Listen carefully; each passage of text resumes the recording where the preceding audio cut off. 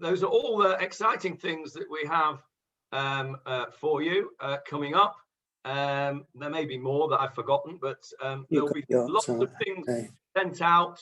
Links and reminders and everything else will be sent out. So that's just a heads up on various things that are going on in this exciting place. Let's get to some Gemarah. Oh, and by the way, that is an opportunity to participate for free, even though the guide is being paid. It will not be paid by you. So come and do it. Excellent. Thank you, Sharon. Right, on your screen is Sanhedrin. We have progressed to halfway down page Chet Amud Aleph, and we're starting a new little subject here. In that, well, we're still in our three psukim in Devarim, which I'll show you in a moment. But we finished last week. We talked about the daughters of Tzalafchad. We talked about the wood gatherer, and we talked about the idea that one Amorah was critical of Moshe and another came to his defense. And that was what we spoke about last week. Those of you who can't remember or weren't there, the recording is, of course, available. And we stopped at a place where we're ready to go on to the next bit. And we're nearly done with these two psukim. It's taken us a while, but as I explained to you, that's how the Gemarah works. It puts the psukim through the mangle so that we can extract every last bit of learning from it.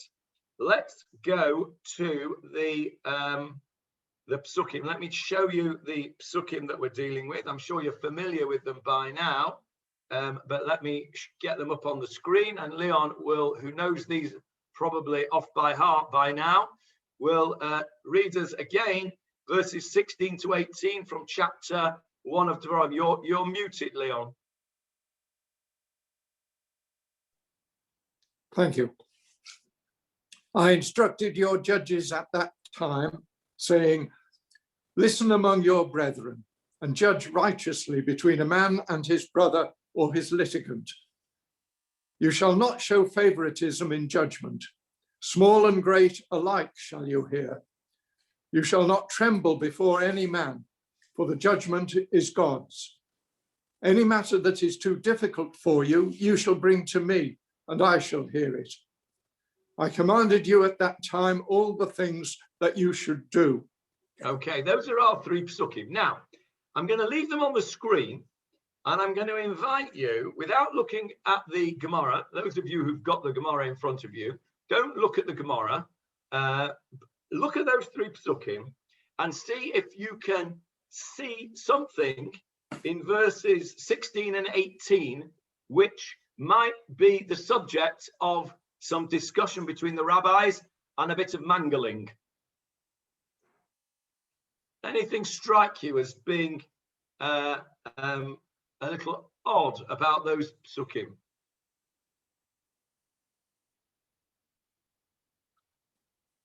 Any offers? Okay. Well, 16 says, I commanded your judges, and 18 says, I commanded you. Okay, excellent, Howard. Excellent. Now, who is you in verse 18? I suppose the reader. No, that's not right. The people. Yes, the people, because remember, the whole of Sefer Devarim is Moshe Rabbeinu standing in front of the children of Israel before he takes his leave of them and dies, and before they go into the land, giving them his valedictory speech. So the you here, and if you look in the Hebrew, etchem is in the plural. Of course, you can't see that in the English because plural and singular is the same in the third person in English, but not in Hebrew. Etchem, that's plural. So the you in verse 18, correct, Howard, is the people of Israel. So verse 16 is, Moshe says, and I commanded your judges at that time. And in verse 18, he says, and I commanded you at that time. Now you can see that there is a very similar words used. If we go to the Hebrew, va'atzaveh et shoftechem ba'et hahi. va'atzaver etchem ba'et hahi. It's the same words. Now, we all know, don't we, by now, that when the Torah uses the same words, it's pointing out to us something. And it's our job to find out what it is that the Torah is hinting at when it uses the same words. Now, sometimes it's not so obvious because it's not so close in space. Here, it's very obvious because verse 16 and then verse 18. Sometimes we have to go from Sefer Devarim to Sefer Shemot to Sefer Bereshit, and we have to find it. But here, it's smashing us in the face here. At that time I commanded your judges, and at that time I commanded you. What is it that the Torah, what is it that Moshe Rabbeinu is getting at in this repetition of the same words? And that is what our Gemarah is going to look at right now. It's quite an interesting literary approach, really. Let me put the Gemarah back on the screen for those that don't have it.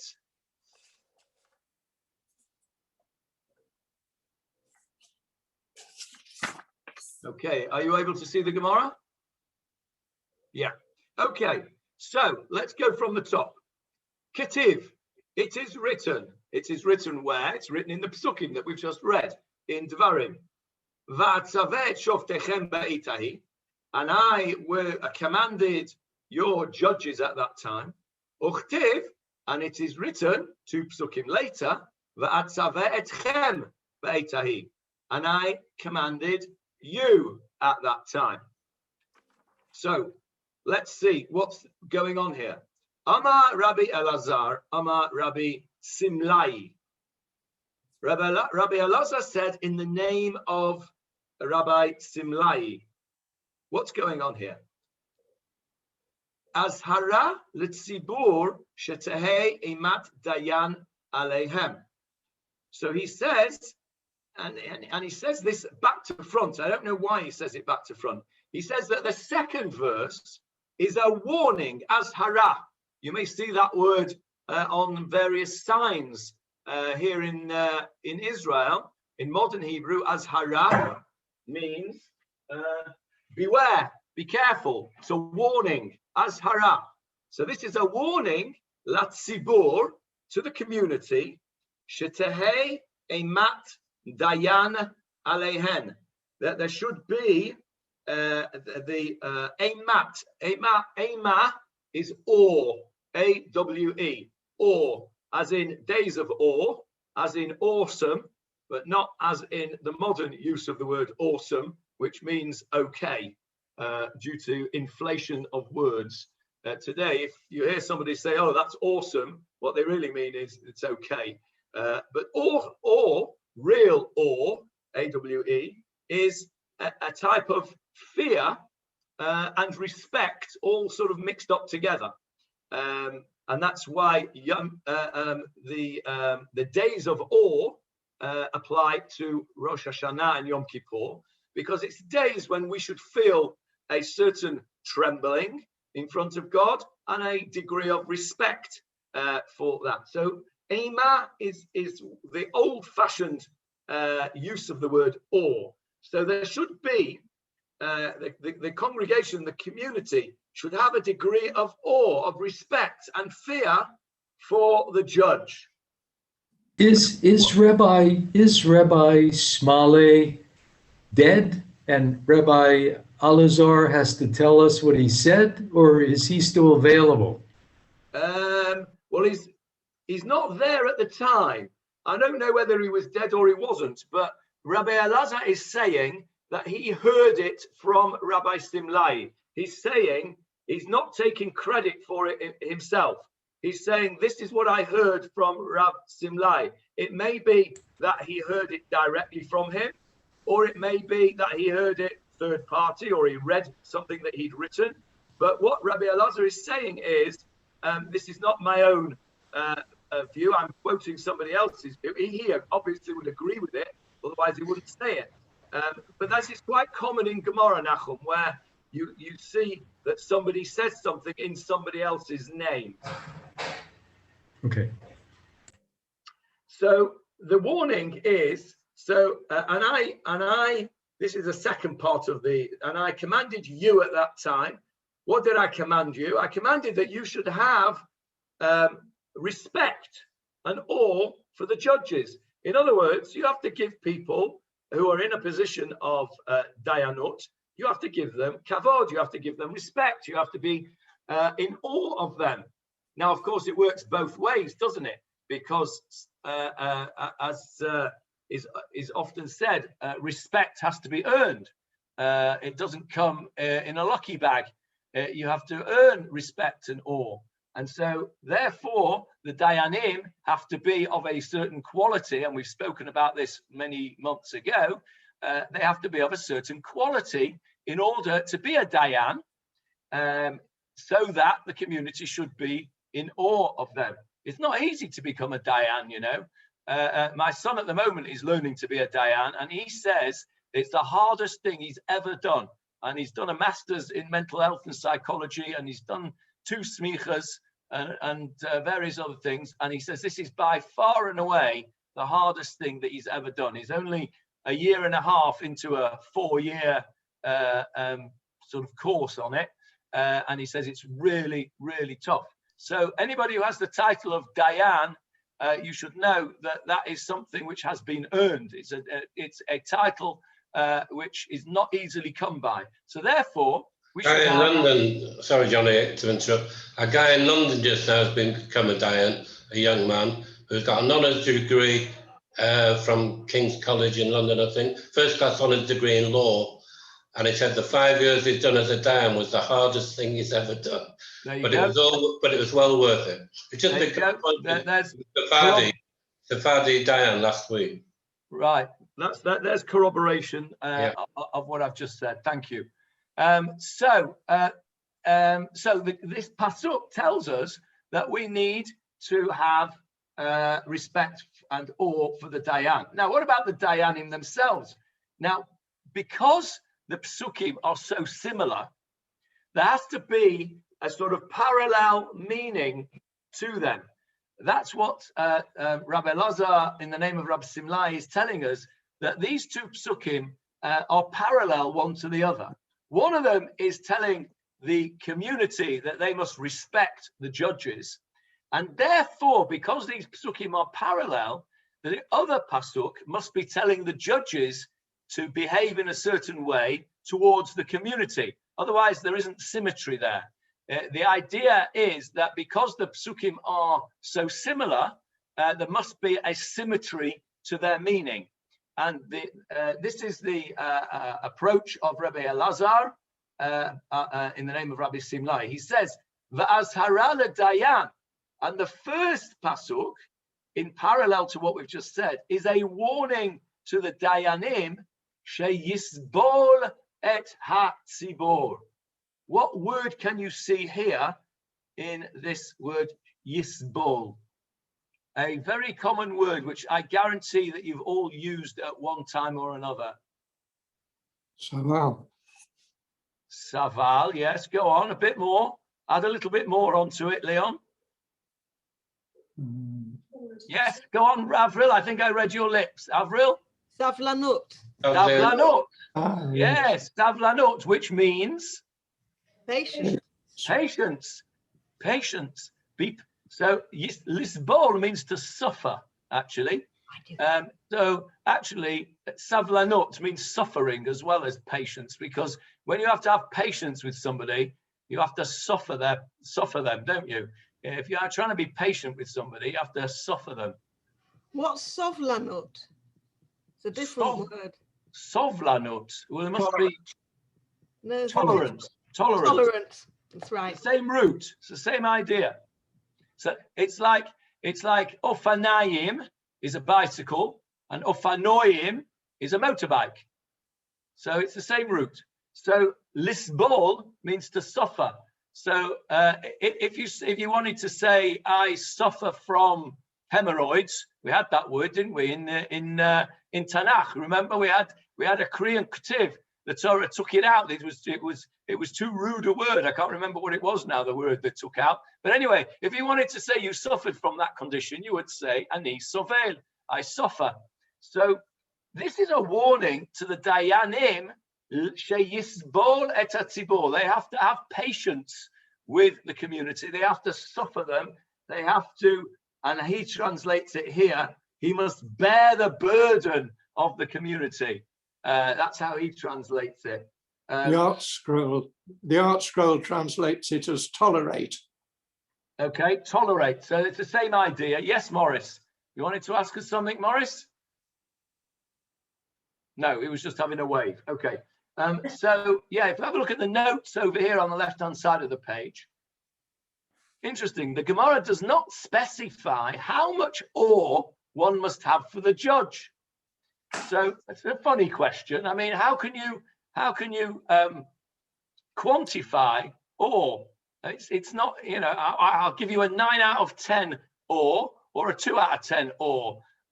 You know, how long do I stand up for you when you come into the room? Or, you know, or how quickly do I stand up? Or do I put my collar and tie on when I go and see you? Or will it do with a t-shirt? It's a funny question to me, that. However, this explanation here, the Eon Yaakov, Rav Steinsaltz quotes, and he says, nevertheless, the sages did say in several places that the fear of one's teacher must be like the fear of heaven. Similarly, there is no limit to the fear one must have for the judge. I don't like the word fear, because if you are in fear of your teacher, then even if you are in fear of heaven, I don't think that's the right emotion. I remember when my kids were at school, I moved 2 of my kids from one junior school to another for one reason or another. And it was very obvious very quickly, and we actually said this, Elisheva and I said this to one another, that the school from which we moved them had a feeling around the place of fear.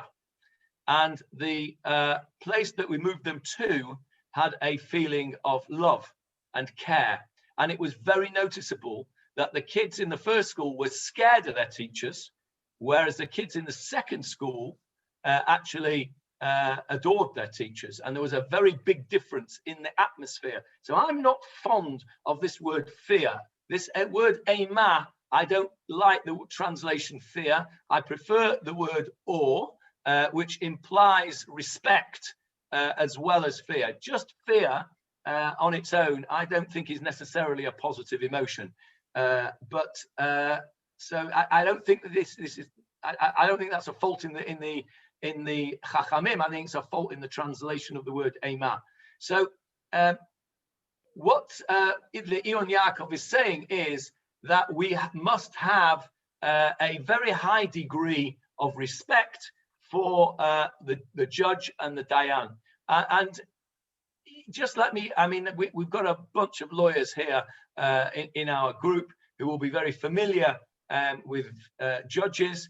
I'm familiar with judges, as you know, from the type of work that I do as an expert witness. And I am regularly in awe of some of the judges that I appear in front of, because they are very clever people. And it's the same with these Dayanim, as we've said. And as Johnny said, it's very difficult to become a Dayan. Somebody who becomes a Dayan is a clever person, almost by definition. And we should therefore have an appropriate level of respect for them. And that's what this pasuk is telling. But then we have the next question. Let's have a look at the next question. Again, remember, there's a parallel with these 2 verses. If we're saying that the community has to have a very high level of awe, respect for the Dayan, and we say that the other side of the coin is that the Dayanim have to suffer the community and have to bear the burden of the community and have to look after the community, let's see. Ad kama. The question is asked by the Gemarah. Ad kama. How much? How much what? How much does the Dayan need to bear this community? How much responsibility does he have to look after this community? He's the Dayan, he's the leader. It doesn't necessarily just mean the Dayan, it means all the leaders. It means the leaders, whether it's lay leaders or spiritual leaders, any leader of a community has a responsibility to surveil, to suffer, to tolerate, to look after, to care for their community. So the Gemara says, well, how far does that responsibility go? And look at the answer that Rabbi Hanan gives. And again, it's V'itema, and some say it's Rabbi Shabtai. So again, it doesn't really matter which one it is. It was one or the other. Ka'asher yisa ha'omein et ha'yonek. As a, interesting here, he says, as a nursing father. I'm not quite sure how you can get a nursing father, to be honest. My understanding is that it's women that do the nursing, but maybe I'm a bit out of date in the 21st century. It could well be the case that gender fluidity and all that could well be that there are nursing fathers. But you'll see in a second why it's in the masculine. Omein is the masculine version of a nursing mother. And of course, a nursing mother is entirely and completely and utterly responsible for a child that she is nursing. If you remove the concept of baby bottled milk, there is only the mother that can look after this child. And if the mother doesn't look after the child, then the child will not thrive. So Rabbi Hanan or Rabbi Shabtai says, you know how much the leader has to look after the community? I'll tell you how much. Utterly and completely and without any boundaries whatsoever, like a nursing father and a suckling child. Now, why does it use that metaphor? Is it a metaphor or is it a simile? No, it's a metaphor. I always get mixed up between those two. That was O-level English for you. Okay, so it's a metaphor. Why does the Gemara use that metaphor? Well, it's giving you a clue because if you had the big boys Gemara, you wouldn't get the clue. The clue is in the inverted commas here, and we get an even bigger clue because Rav Steinsaltz puts in brackets, points us to a pasuk in Bamidbar, which Leon has all ready to read us in a second. But if you were just reading the big boys Gemara, you wouldn't have any clue that this was a pasuk, but you're expected to know it, of course.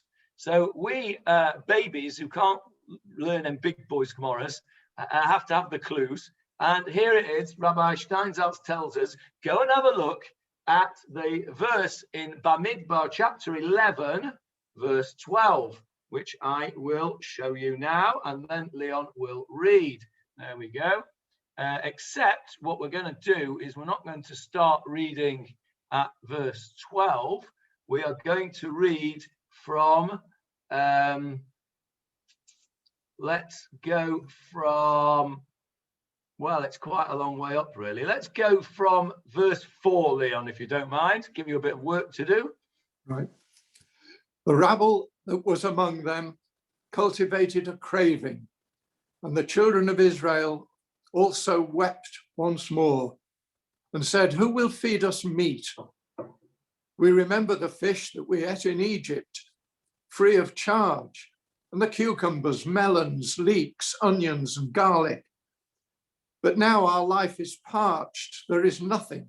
We have nothing to anticipate but the manna.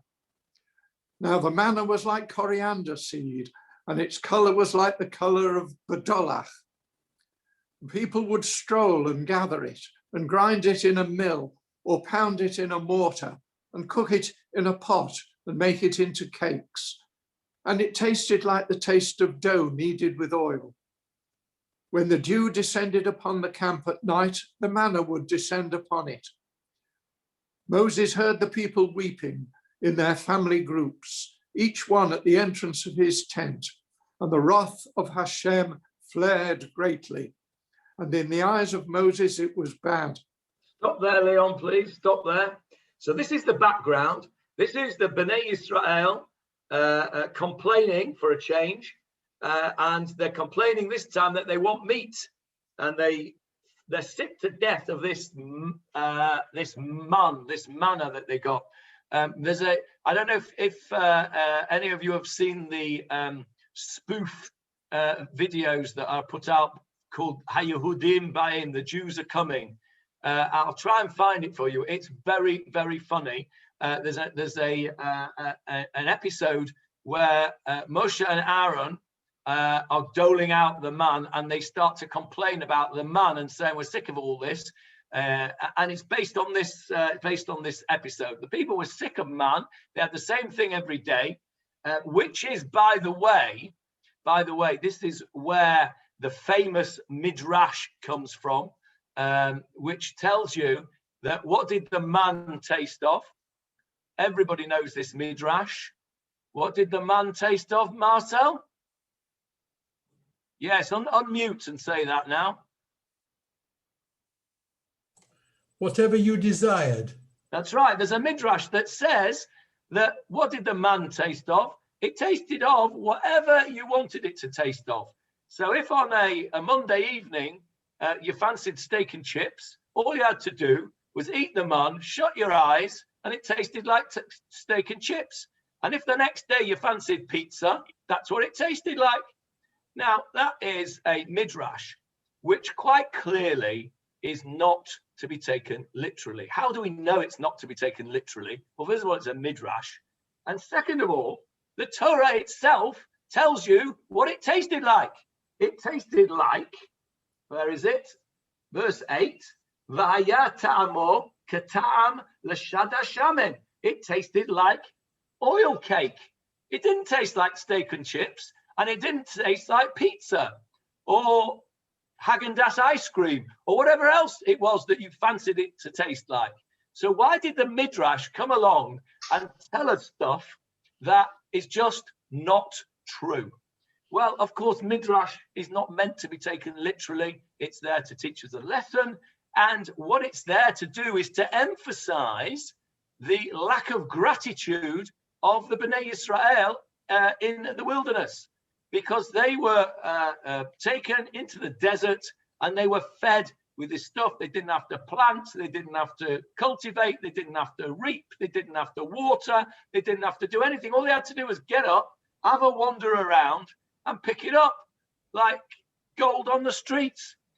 And nevertheless, despite that, they complained. So the midrash comes along and says they had absolutely no right to complain. And then, of course, as often midrash does, it employs hyperbole to an exaggeration to make its point.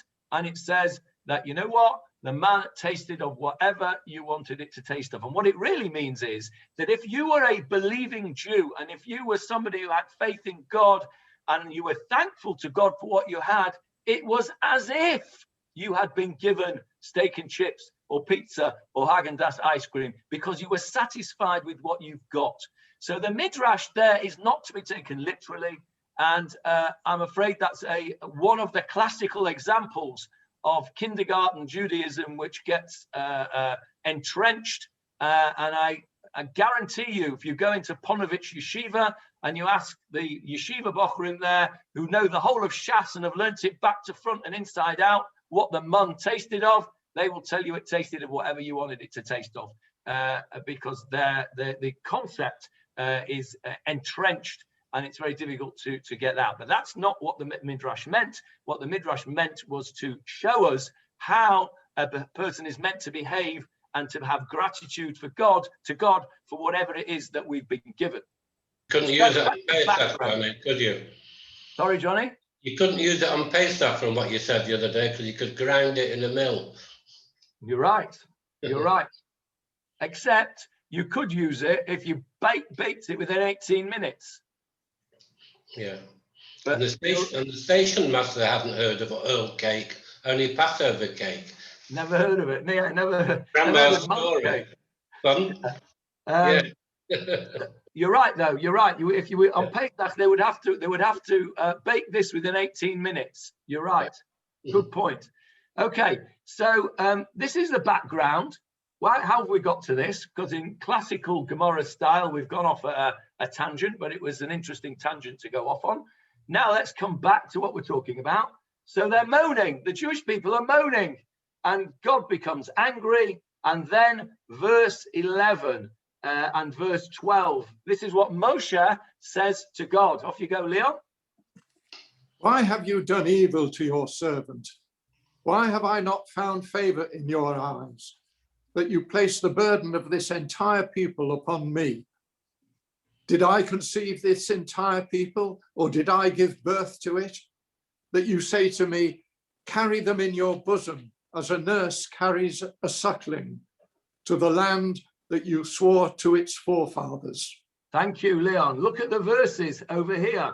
Look at the words in Hebrew, over where my pointer is.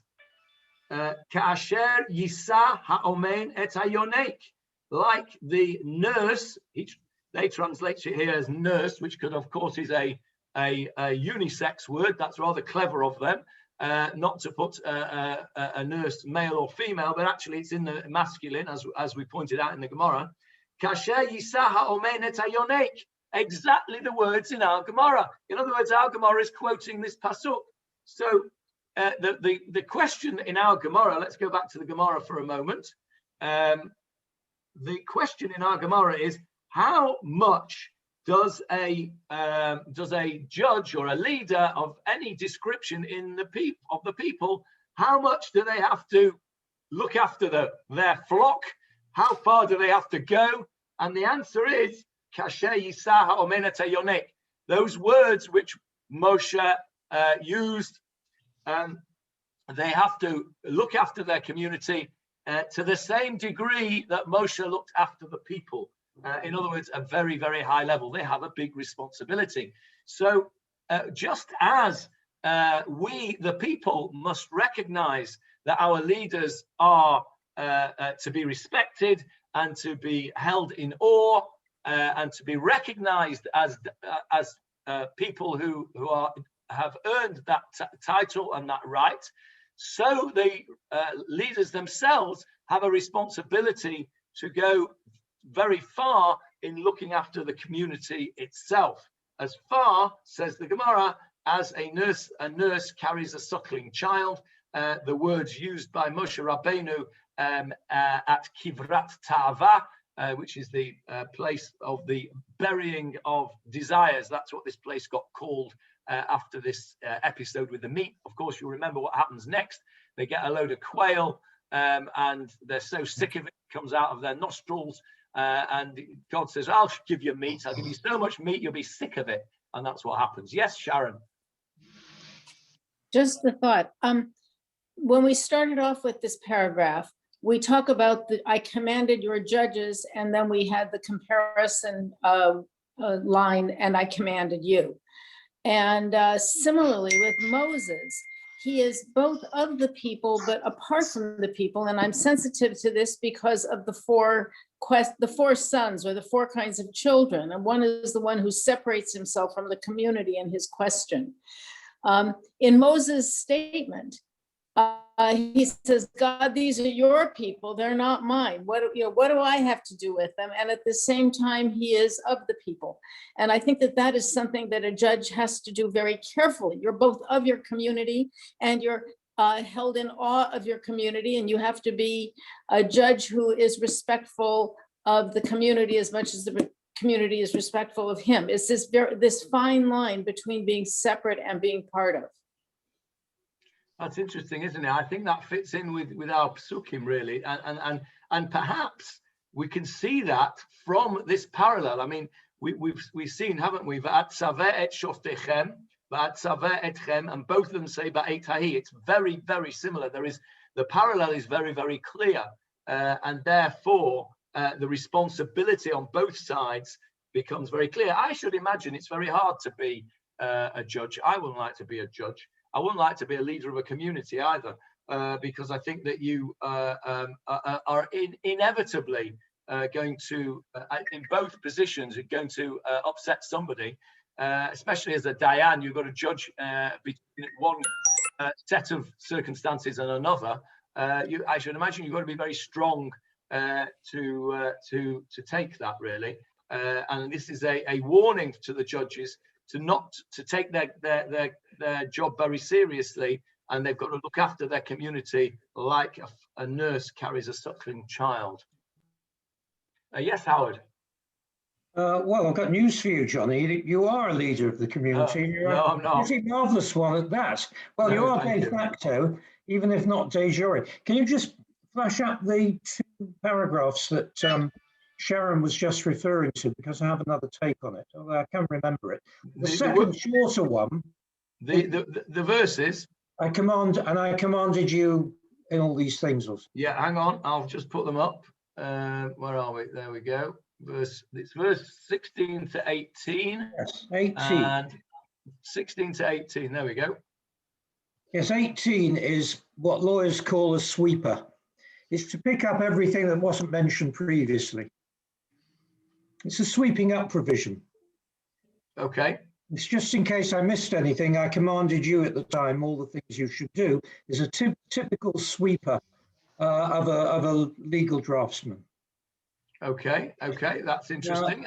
And it makes sense, because if you look at the next verse, he's off. Vanisame Choreb, we journeyed from Choreb and we're off. So that is, if you like, that's a new chapter there. I mean, it's not a new chapter, but remember the chapters were put in by the Christians at a later date. If I was making a chapter there, or at least I'd make a new paragraph, if not a new chapter.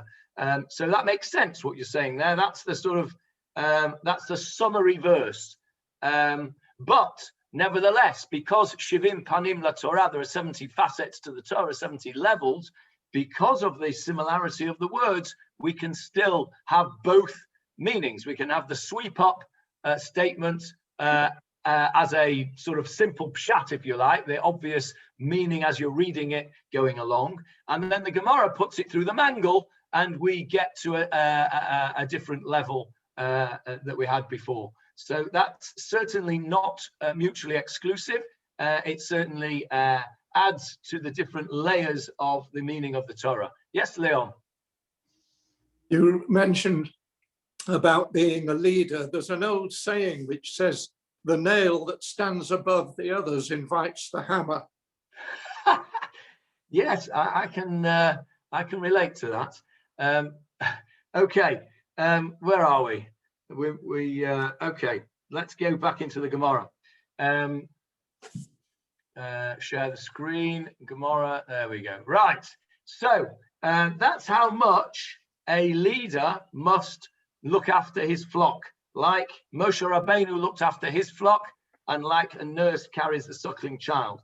Now, the Gemarah now does a classical tangent, a very, very sharp tangent, and goes off completely in a different direction. David, are you wanting to say something before we move on? Yeah, just following on what Howard was just saying, the Gemarah is actually missing a trick here, and I wonder why it's missing.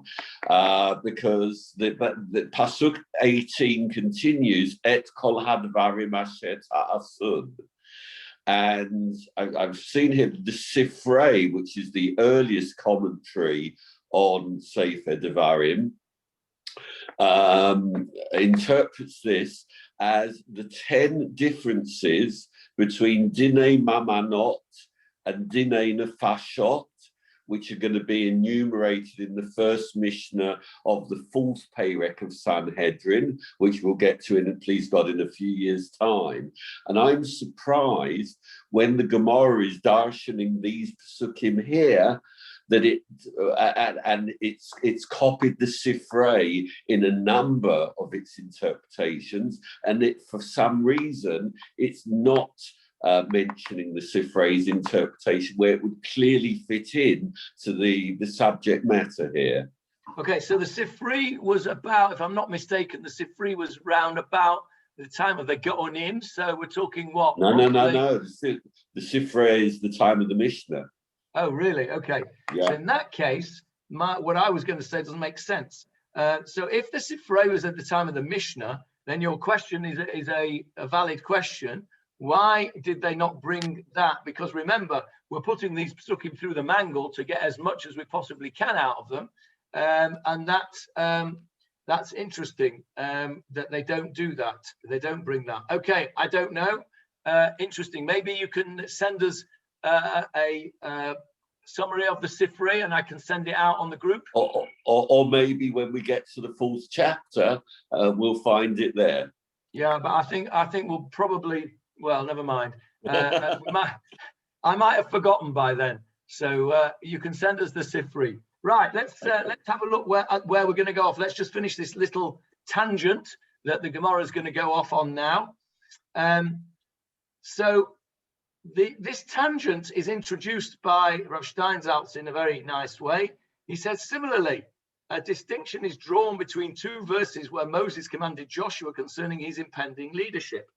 And the art scroll introduces this little tangent with a following little sentence, which I think it shows us how the Gemarah works in terms of its tangents.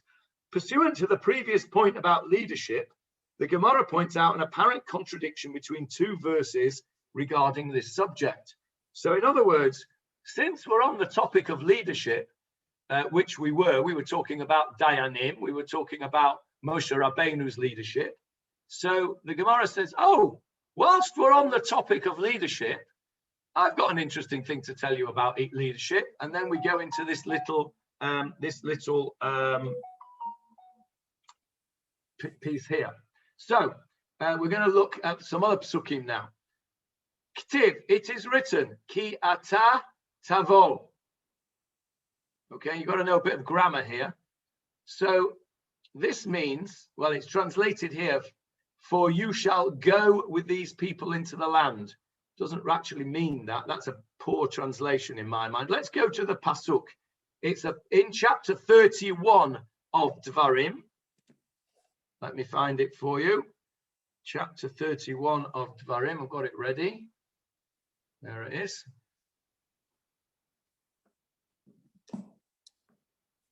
Okay, chapter 31. Can you see that on the screen? Verse 7, Leon.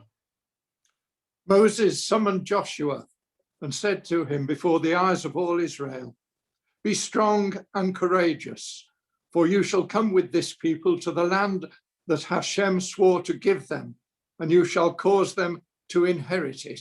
Okay, let's just stop there. So this is Moshe speaking to Yehoshua, his successor. And he says, Ki ata tavo et ha'am hazeh. When you, tavo means to come, from ba. You know what the word ba means? Ba is to come. That's the root of the word. Ki ata tavo, literally, when you will come. It's in the future tense, in the second person singular future tense. Ki ata tavo, when you shall come. Et ha'am. Now, we don't always translate the word et. Sometimes et is a filler word. And I once asked an Israeli, how do you know when to put et in when you're speaking and when not? And they said, I don't know, you just do. You just know, you know, it's like, and I suppose there must be, I can't think of one off the top of my head, but there must be examples in English where we can't explain a grammatical fact, but we all know it. They will know if you are a non-native Hebrew speaker and you miss out an et when there should be one there, a native Hebrew speaker will know immediately that you're not a native, even if everything else about it is perfect. But they can't explain to you why. So we don't normally translate the word et, but in the biblical Hebrew, in Tanakh, the word et is in various places, and this is one of them, translated as with. Because you have to say that because it doesn't make any sense otherwise. When you will come, this people, doesn't make sense. If you miss out the word et and don't translate it, it says, when you will come, this people to the land. Well, there's a word missing. So et here is translated as with. The meaning of et here is with. So when you come with this people to the land. Okay, so that is Moshe telling Yehoshua that he's coming with the people. Okay, the hyphen there, Johnny. Why is there a hyphen? Et ha'am. Why is there a hyphen? The hyphen in the Torah. No, there's no hyphen in the Torah there. It's just the way the Chumash is printed. Okay. Like there's a line over here. Can you see that? Yes. It's to stop you so that you split the word carefully. Okay. Thank you. Here the hyphen is because there's no note on the et. Can you see there's a pashta on the tavo? And there's a zakef katan on ha'am hazeh. Yeah. But there's no note on the et. So that hyphen there puts the et with the ha'am. Yeah. Okay. Thank you. To do with the trop. Okay, so here Moshe lumps Yehoshua together with the people. You will come with the people. Okay, so bear that in mind. Let's just skip straight back to the Gemarah. Sorry that I'm having to skip back and forth here and sharing screens and unsharing them, but that's the only way I know how to do it. So that was a pasuk. And then a few psukim later, it says something else. Uktiv ki ata tavi. Tavi. Let's have a look at that pasuk. It's different. You see, ki ata tavo, ki ata tavi. Now, what does tavi mean? Tavi means, anyone?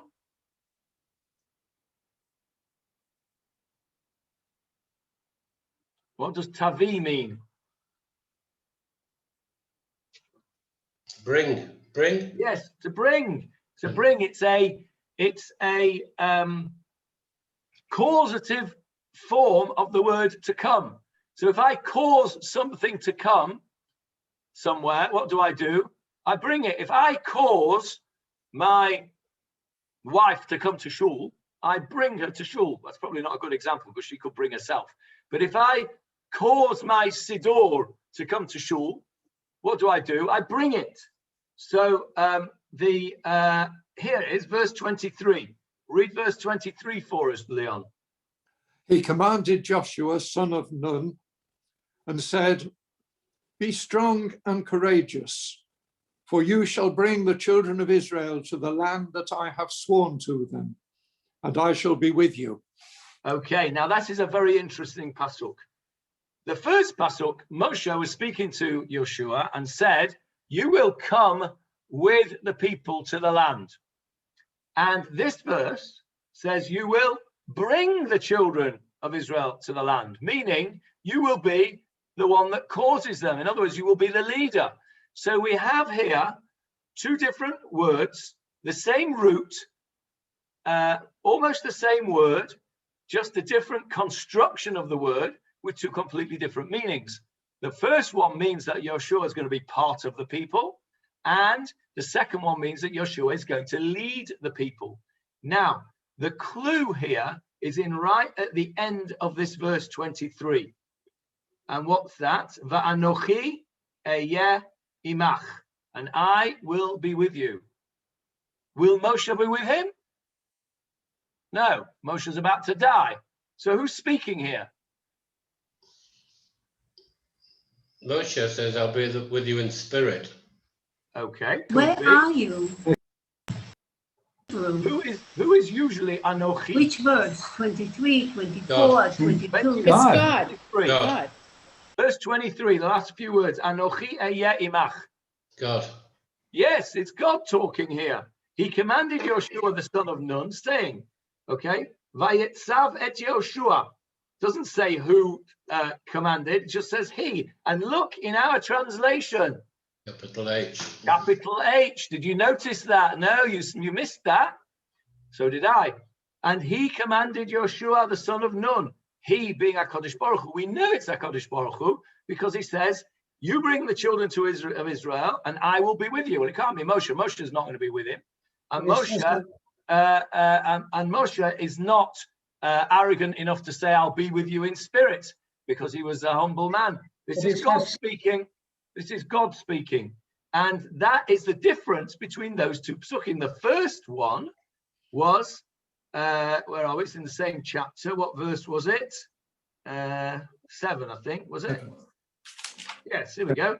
Verse 7, Moshe called to Yoshua and said to him, Vayikra Moshe Yoshua vayomer elav. The first verse is Moshe speaking to Yoshua. Moshe says to him, come with the people. Now, okay, you'll see in a minute when we go back to the Gemarah what he was getting at. God says, no, not come with the people. God says in verse 23, you're going to bring the people. You're going to lead the people. And don't worry, chazak ve'ematz. Be strong and be brave. Why? Because you're going to need it, mate. You're going to need it. You're going to be the leader of this people. But don't worry, Anochi eyeh imach. I will be with you. This is God reassuring Joshua that he will be okay. Moshe is not giving him any such reassurance. Why? Because Moshe knows what it's like to be a leader. He knows that it's difficult. And we'll go to the Gemarah. I'll come to you in a sec, Howard. I just want to finish this point. Let's go back to the Gemarah and have a look at what the Gemarah says. Here we go. So the Gemarah then says, Amar Rabbi Yochanan, Rabbi Yochanan says, Amar lo Moshe Yoshua. Moshe says to the Yoshua, Ata v'hazakenim shebador imahem. You together with the elders. Now, why did Moshe say that? Why did Moshe say to Joshua, you and the elders are going to come with this people? He's saying you need to share the burden with the elders. HaKadosh Baruch Hu says no, and we'll come back to what HaKadosh Baruch Hu says in a minute. Let's go back to our psukim, but not our psukim of Devarim. Let's go to our psukim of Bamidbar, which we were talking about a minute ago. Where is it? I need to get it on the screen for you. Hang on. There we go. Here, we talked about this. The people were moaning about the meat. Moshe says, I can't handle this lot anymore. Do I have to look after them like a nursemaid? How am I going to get meat? So what does God say to him? Verse 16, please, Leon. Gather to me 70 men from the elders of Israel, whom you know to be the elders of the people and its officers. Take them to the tent of meeting and have them stand there with you. I will descend and speak with you there, and I will increase some of the spirit that is upon you and place it upon them. And they shall bear the burden of the people with you, and you shall not bear alone. Okay, so you can see Moshe had had enough. He couldn't handle it. So what did God say? God said, okay, I'll give you the elders to help you out. You'll have these Shivim Zakenim, these 70 elders who will help you look after the people. So when we come to Devarim, when we come to Moshe saying to Yehoshua, he says, you shall come with this people. He's referring, says the Gemarah, to the elders. You have to look after this people together with the elders. He's saying to Yehoshua, don't try and do it on your own. It's too hard. I've tried it. I needed the elders. God gave me the elders to help me. It was too hard to do it on my own. God later on says to Yehoshua, no. Chazak ve'ematz, be strong and be courageous, for you shall bring the children of Israel to the land that I have sworn to them, and I will be with you. So God is saying, don't listen to Moshe a few psukim ago, you are the man, and don't worry, I shall be with you. So that is the difference between Tavo, which Moshe, the human being who has the scars of leadership to show Yoshua, he's saying to Yoshua, you can't do it on your own, mate. You need those 70 elders. And God says, don't worry, chazak ve'ematz, be strong and be courageous. I will be with you, for you shall bring the children of Israel. You can read this pasuk like this, for you shall bring the children of Israel to the land that I have sworn to them, and I shall be with you. Or you can read it like this, for you shall bring the children of Israel to the land that I have sworn to them, and I will be with you. So depending on how you read that pasuk, you can see what we can get out of it. Let's just finish off the piece of Gemarah and see what the actual Gemarah says. So Moshe says to Yeshua, "Ata v'hazkenim shebedorim ahem." You and the elders in that generation, you will lead the people. Amala Kadosh Baruch Hu. This is a great expression. Watch this. Kadosh Baruch Hu says, "Tol makel, take a stick, v'hach al kod kodam, and whack it on their head." Who's he talking about here? He's talking about the people. He's talking about the elders. He's basically saying, rule yourself. Don't take any nonsense from anyone. Dabar achad lador ve'ein shnei dabarin lador. There must be one spokesman, from the word dover, clear. And he brilliantly translates it. There must be one clear and authoritative leader for the generation, and there may not be two or more leaders for the generation. This verse of HaKadosh Baruch Hu's to Yoshua saying, Chazak ve'emat, it's you, you're my man, you're going to bring him in, you're the leader. This is him saying, take a stick and whack them on the head. Hit the people on the heads with it if necessary. You have to be the clear and authoritative leader of the people. And so I think what he's saying is that leadership by cabinet doesn't work. That's what HaKadosh Baruch Hu is saying here in this piece. So this piece of Gemarah is really interesting because it tells us the human side. It brings us the human side of Moshe Rabbeinu, who said, you and the Zakenim, I know it, take it from me. I've been there, got the t-shirts. And HaKadosh Baruch Hu says, no, that's not the way to lead. You have to be an authoritative and a clear leader. And if necessary, you have to hach al kod kadam. You have to smack them on the skulls and be an authoritative leader. That's not to say that there isn't a place for both types of leadership. But at this point, HaKadosh Baruch Hu is telling Yoshua, Chazak ve'emat, be brave, be strong. This is a time for strong leadership. And this is a lesson for leaders. There are times for the leader to take counsel from the elders. And there's also times when the leader has to say, no, the buck stops here. I'm going to be the authoritative leader here. And I'm going to be Yoshua bin Nun. I'm going to be aware of what HaKadosh Baruch Hu has said. Chazak ve'emat. I'm going to be strong and courageous. And I know that Anochi Yemach, Hashem will be with me. That's the message here from this Gemarah for leadership. And I think that's a great place to stop because, as you can see, we've got our little symbol.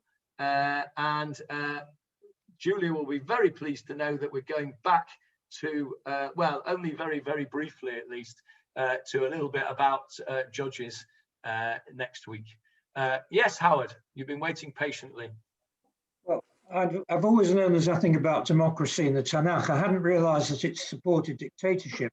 You can see the seeds of the Altalena in what you've just been reading. And I was going to mention that you recommended in regard to Kitniot, Rav Dov Lior, who has a very murky past in regard to the death of Rabin. Oh, really? Oh, yes.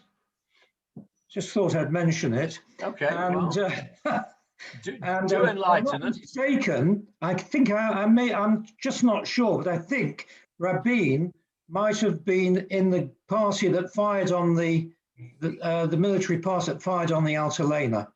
Well, so, my understanding is that he always denied that. But I have also heard that said. But my understanding is that Rabin denied that he was in that party. But yes, the story of the Altalena, for those of you who don't know it, is a tragic story.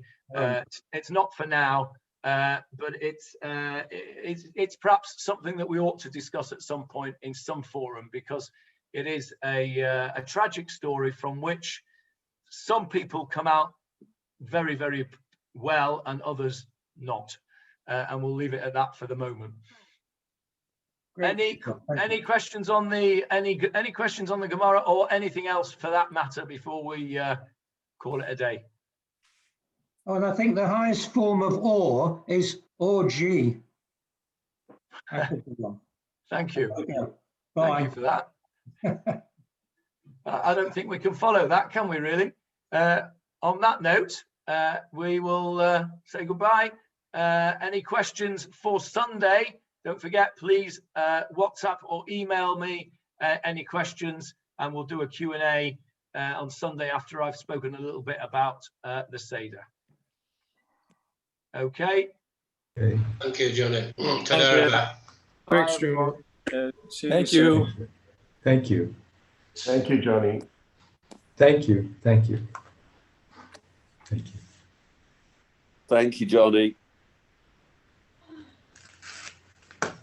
Thank you, Leon, for your reading. Brighton NHS Trust now refers to chest-feeding parent. Yes, I know. It's it's dreadful.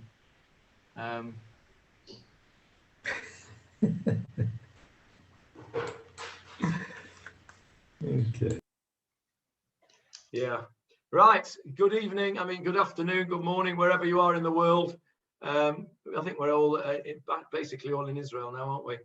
Okay. See you all soon. Mervyn, are you coming to Shul on Shabbat? Can't hear you. You're muted. Yes, I'll be coming this weekend. Excellent. I'm looking forward to seeing you. Thank you, Rabbi. I've got your name on an aliyah. I'll be there. Excellent. See you then. Bye, everyone. All right.